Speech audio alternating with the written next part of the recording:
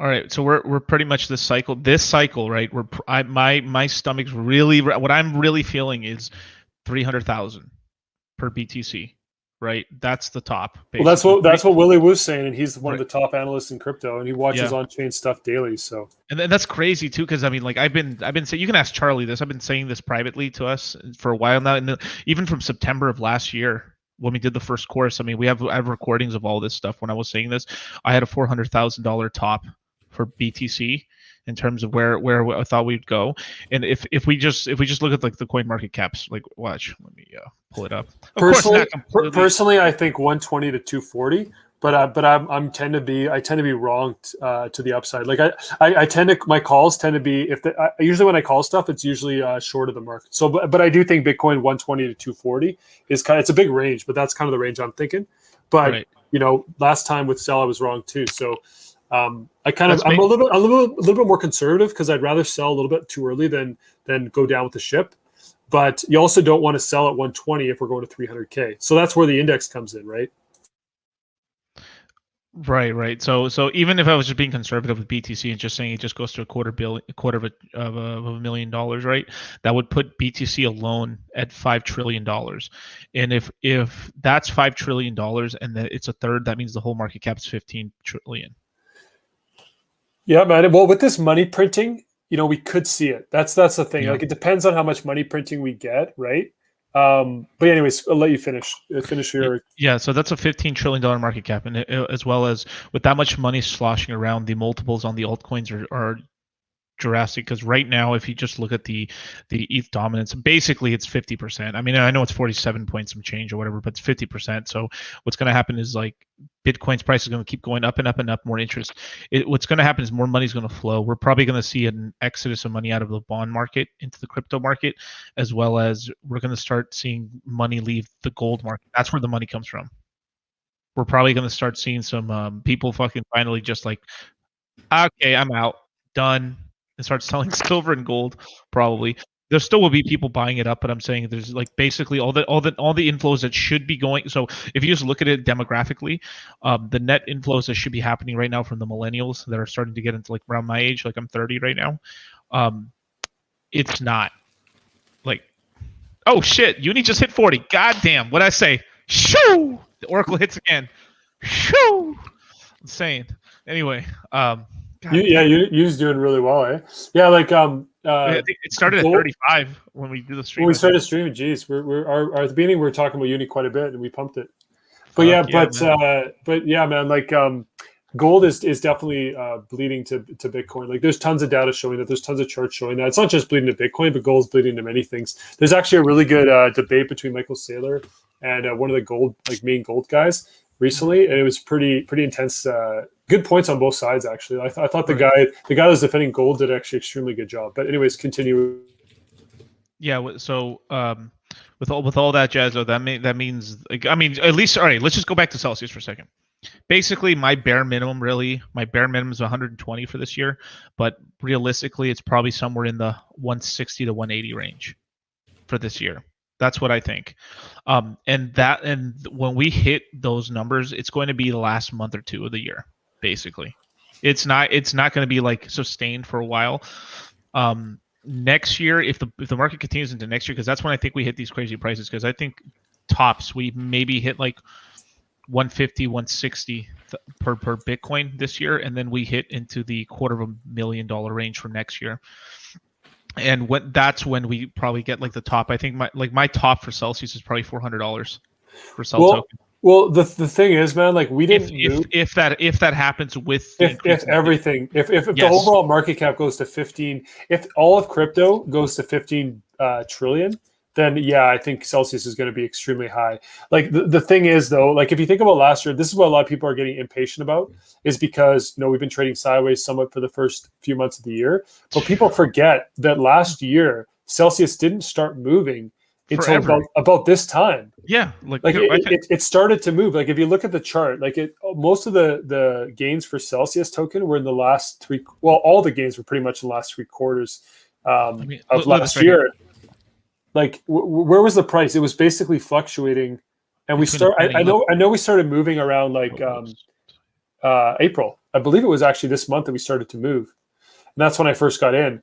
And then I remember last year after September, we started to ramp up because I think September we broke $1 and then we basically shot up to 6 by the end of the year. So we had a 6x basically in the last like 3 months of the year last year.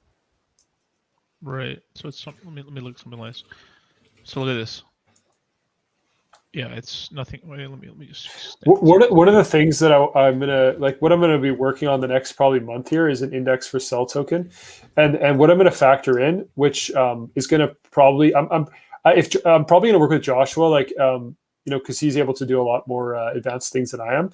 But like my idea is to somehow work with him or give him information so he does it, to factor in other factors besides so right now what a lot of people have done is they've used the active wallets, or they've used it's called active wallets or funded accounts, that growth rate compared to the Cell Token price as one metric to chart pricing. And then also a lot of people have used or not a lot of people, very few people, a couple of people have done this, but mainly Joshua, but as far as using the buybacks. So the thing about the buybacks as a metric compared to the Cell Token price is buybacks take into account almost everything. So the buyback each week, the growth rate of the buyback, it takes into consideration the active user growth. It takes into consideration the Bitcoin growth of deposits. It takes into consideration the assets that are earning its Cell Token as a percentage. Right. It takes into consideration the overall AUM. All of those growth metrics are factored into the buyback growth metric. So what I'm planning on using for myself, if I end up doing this index, is I'm going to use the buyback as probably 40% or something of the index, as of the weighting. But you have to factor in the sell side. That's just the buy side of the equation. So what you have to factor in is you have to factor in the wallet hodl, or the whale hodl rate. So what I plan on doing is looking at the top 100 named accounts for Cell Token that actually hold probably I don't even know what percentage, but a huge percentage of the supply, and a lot of them are up a lot on their money. So I'm going to look at basically I'm going to combine the top 100 named accounts, and I'm going to look at on a weekly basis how much they're selling and kind of how they're hodling, because that has to be factored in. Because the more that they take profits, obviously, the more it's going to dampen the buy pressure from the buybacks and new users coming on. So I'm going to probably factor in the whale hodl rate as a percentage of whatever, 30%. But the other thing to factor in is scarcity. So I was looking at a metric for scarcity on Cell Token, and the best metric I've seen is looking at the Cell Token outside the app. So how much Cell Token are outside the app per active wallet. So you can actually look at, and that's telling you scarcity, because it's as new users join the network, this metric would actually also factor in the user growth, the active wallets, because what it's saying is as users are coming in, it's basically, this metric would tell you adoption and it would tell you scarcity, because on the scarcity side, how many Cell Token are available per cell outside the app is how you measure scarcity. But also it's telling you adoption, because it's telling you how many Cell Tokens are being stored in the app. So if you combine the whale hodl rate, the scarcity metric to do with Cell Tokens outside the app per active wallet, plus the buybacks, you combine those three together, I believe you'll have the best way of measuring the Cell Token appreciation over time, and kind of giving us a gauge of where we can get to, because it does depend on how much these whales sell. Yeah, and people forget this part right here too, is how much BTC is going to be on Celsius as well. It's going to be crazy amounts, but that's all factored in the buyback metric, right? The BTC growth rate, the buyback is a better metric, because it's also telling you, it's not just telling you how much the buyback takes into consideration the BTC growth on the app, but it also takes into consideration what percentage of those BTC assets are earning its Cell Token. That's why the buyback is a better metric for me than the BTC is stored in the app. Right. I just use that more of a way. That's how that's what I use is essentially to make a prediction in order to see where it's going, because then I can then from there I can know what the buyback's going to be. But you're using it though. You're using it in more advanced ways, because what you're using it as you're taking this is my understanding of what you're doing. You're looking at it differently, because you're looking at the Bitcoin. What kind of weight does that give Celsius as a company and as a central reserve bank within the crypto ecosystem, and what can they do with that funds, and how can they bully around the participants in the network? And it's the same thing with them becoming a whale in say SNX or these other Aave or whatever company, right, or whatever ecosystem. Like that's a different way of looking at it. Like And that's more. It's harder to see. The reason why I don't look at these as much is because these things are harder to quantify. I can't quantify it. Right? I'm trying to distill everything down to a number, whereas which sometimes doesn't work. Right? It just doesn't work. But that's why that's the magic of all of us working together, is because we can then see all the angles of it. Like one thing that I've been noticing, what Celsius is either intentionally or unintentionally, is Celsius is becoming one of the biggest holders in all these DeFi projects. But if you look at like a lot of these DJ project coins, right, they're all governance tokens in a way. So what's going to happen eventually, Celsius is going to have a shit ton of voting power. And basically the one problem we're having why Celsius hasn't pumped yet is basically because the company has to have a certain amount of revenue to buy up the token. If the price increases a lot on the token, then that means more USD value that they need to buy the token, right? But if they can generate more yield because right now all the revenue is being used to just buy up the token for the buyback, right? But the token itself doesn't generate much yield outside of itself. So what I think the master plan is technically to use all these DeFi tokens to then force them to essentially create a Celsius pools across all these decentralized assets and effectively force yield for it to yield itself as well, which then they can afford to then maybe not use as much as the money to use the buybacks or something, or just play around with the numbers basically. And that way the price can pump up significantly faster and higher. And I think that's what's going to be happening.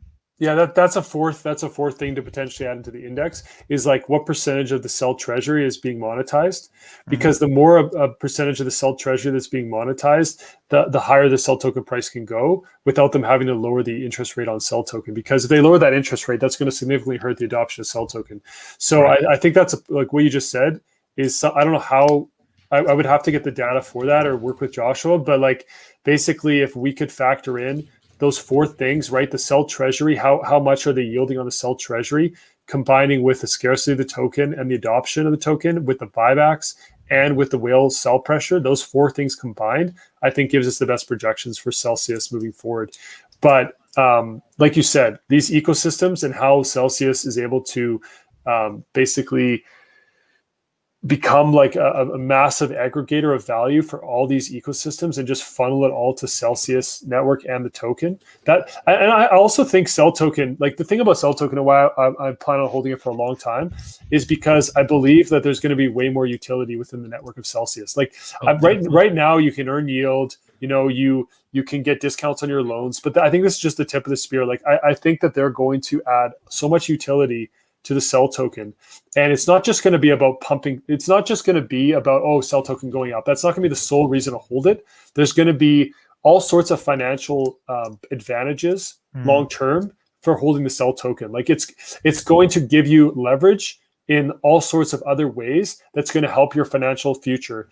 And give you discounts on things and give you, whatever else you're doing. Like this is, I'm talking like 3 to 10 year timeframes, right? But if you can accumulate Cel now, who knows what Alex Mashinsky is going to innovate? Like it's crazy, man. Like they're going to have in-app swaps for free coming up here. Like you guys, I don't think you guys were in the Kevin's community call, but Alex basically said that community call was insane. Alex said they're going after Coinbase and they're going after Binance by offering in-app swaps for free. Yep. Like they want to steal their market share. They don't care. They're not trying to make money on that. They're just trying to basically funnel users into the Cel app and have them. They can be in there and trade if they want, and just for free and not take any fees. Like you can imagine someone that's trading on Binance or trading on CoinSquare. Why would you stay there? Because you can go to Celsius, you can do free trades, and now any tokens or any coins you have in your wallet that you're not trading with are earning a yield. Like why would you stay with Binance or CoinSquare once they fully develop this in-app swap for free? I mean, obviously there's more pairs. Like I guess with Binance and CoinSquare, I guess there's more pairs and more liquidity. But I think Celsius is going to bring that to the app somehow. Like they're innovating like crazy with these different utility features that are coming. No, definitely. I mean, like long term, like my long term price target for the token on the next cycle. This is barring that they don't fuck something up, right? And they're still a good company. It's like $1,400 per token next cycle. That's definitely going to hit. Well, And yeah, that's yeah. the reason why I And put my name as 1 trillion sell is because I truly believe the Celsius market cap can hit $1 trillion at some point in our lifetime. I truly believe Cell Token, Bitcoin hit $1 trillion. It's the first one. Obviously, ETH is going to get to $1 trillion. I mean, there's going to be multiple cryptos that'll hit $1 trillion, and I truly believe Celsius has a chance in our lifetime in the next 10 years, 20 years of being $1 trillion crypto, and that's why my name is 1 trillion sell.